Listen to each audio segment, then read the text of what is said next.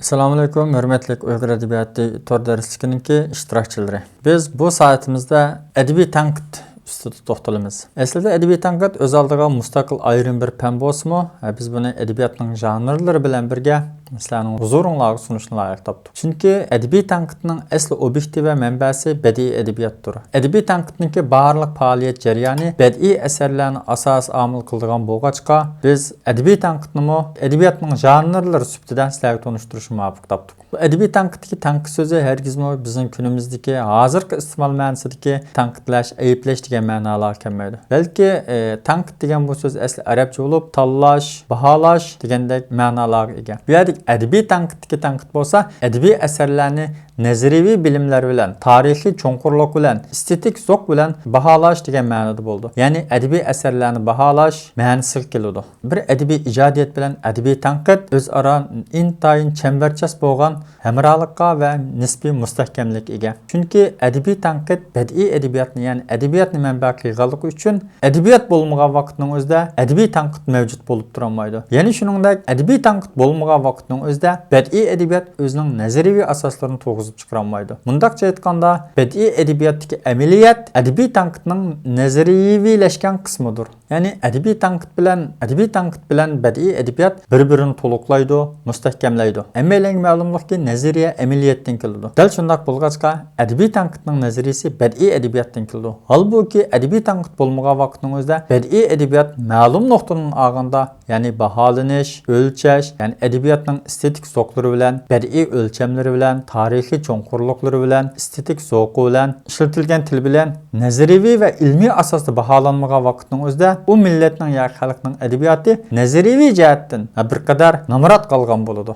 Adabiy tanqid bo'lsa, adabiyot shakllanib, taraqqiy qilib, ma'lum bir tarixiy davrlarni o'z beshidan kechirgandan keyin kishilarning uningga bo'lgan obyektiv bahsi va xulosasidan shakllangan uzun tarixiy shakllanish jarayoniga ega bir alohida janr.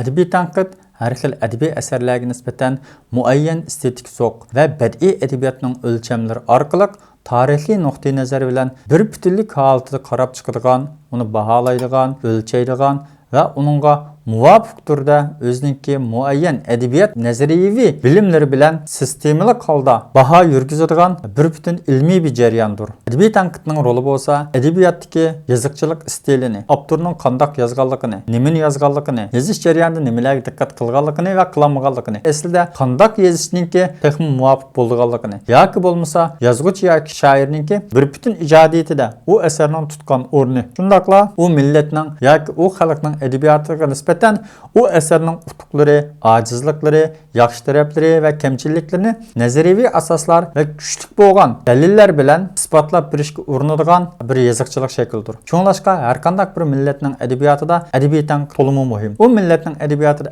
adabiy tanqid taraqqiy qilgan vaqtlarning o'zida, ya'ni to'g'ri bo'lgan adabiy tanqid muhit shakllangan vaqtning o'zida u millat yoki u xalqning adabiyoti yuksalib borgan. Holbuki u millatning adabiyotida adabiy tanqidchilik bo'lmagan vaqtning o'zida bu xuddi qo'riqsiz, pasibansiz qolgan boqqa o'xshash u adabiyotni xohlagancha ijodiyat qilish xohishi va ma'lumotchilik shundaqla badiiy adabiyotningki cho'kishi kelib chiqqan. Buni biz nurg'un millat va davlat allarninki adabiyotlaridan ko'rib olamiz. Adabiy tanqid yozuvchi asar va boshqa adabiy hodisalar ustida tahlil va tadqiq qilish orqali badiiy adabiyotningki qonuniyatlari ustida izlanadi. Adabiy tanqidda bo'lib adabiy asarlarni baholagan vaqtda diqqat qilgan bundaq bir qancha nuqta bor. Birinchisi, biz baholamoqchi bo'lgan adabiy asarga nisbatan biz lilla, yaxshi, to'g'ri va adil bir muomala qila oldikmi yo'q. Ikkinchisi, uni biz baholamoqchi bo'lgan adabiyotning bir butun adabiyotning ichiga qo'yib mulohiza qila oldikmi yo'q. Uchinchisi, bu adabiy asarni biz baholagan vaqtning o'zida shu yozuvchininki bir butun ijodiyatiga nisbatan uni biz yaxshi baholab, selishtirib, tekshirib ko'ra oldikmi yo'q. To'rtinchisi,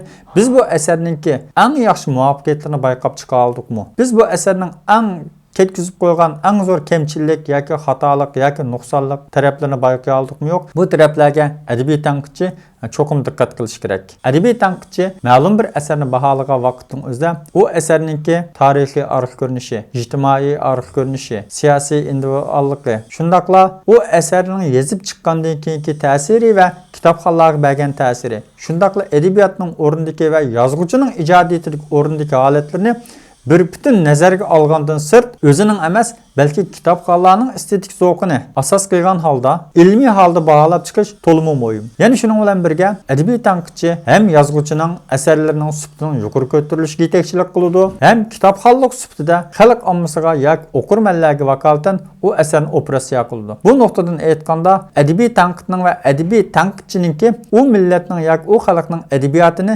yetaklash, sifatini yuqori ko'tarish mas'uliyati va majburiyati bor.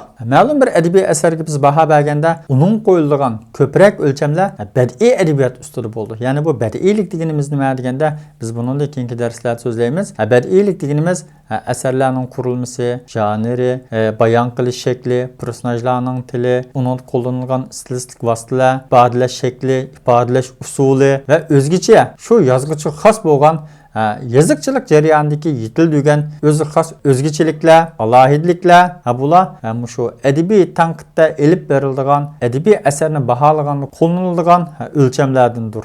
Endi Uyg'ur adabiyotida adabiy tanqidchilik bizniki yozma adabiyotimizda tunji qatam boshlangan davrlar Elchir Navoiy davri. Uyg'ur adabiyot tarixi darsida so'zlab o'tgan Elchir Navoiyning Majalisun Nafais adli bir asari bor.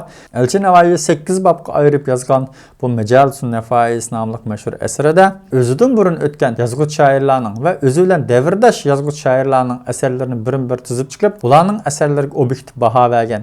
Ba'zi shoirlarning she'rlarini muayyanlashtirgan, ba'zi shoirlarning she'rining ba'zi taraflarining nihoyatda yetarsiz qolganligini yozgan. Bu ma'nodan aytganda Majalisun Nafais Uyg'ur adabiyot tarixidagi tunji adabiy tanqidiy asar bo'lish sifati bilan klassik adabiyotimizda alohida o'rin tutdi. Agarchi 1930-yillargacha bizning adabiyotimizda adabiy tanqid bo'lmagan bo'lsa-mu, lekin bizning yozuvchi adiblarimiz Navro'z faoliyatlarida, mashrablarda, adiblar uchrashida o'zaro bir-birining asarlarini baholab, mushoira yozish orqali bu adabiy tanqidchilikni nazariy asos ko'tarilmagan bo'lsa-mu, o'zining adabiy ijodiyat hayotida elib kunimizgacha ulab kelgan. 1930-yillardan keyin bo'lsa, asarlar yozilishga boshlagandan tortib, bu asarga bo'lgan muayyan fikr, tushunchalar va asarga bo'lgan baholar asta-asta yetib keldi. Kunimizgacha bo'lgan adabiy tanqidchilardan yoki obzorchilardan Abdukirim Rahman, Muhammad Polat, Turg'un Shovdun, Rahim Qosim, Ezim Qosim, Sidiq Ro'zi keyingi davrlarda bo'lsa o'ziniki bir turkum tanqidiy ruhiga boy fikrlari bilan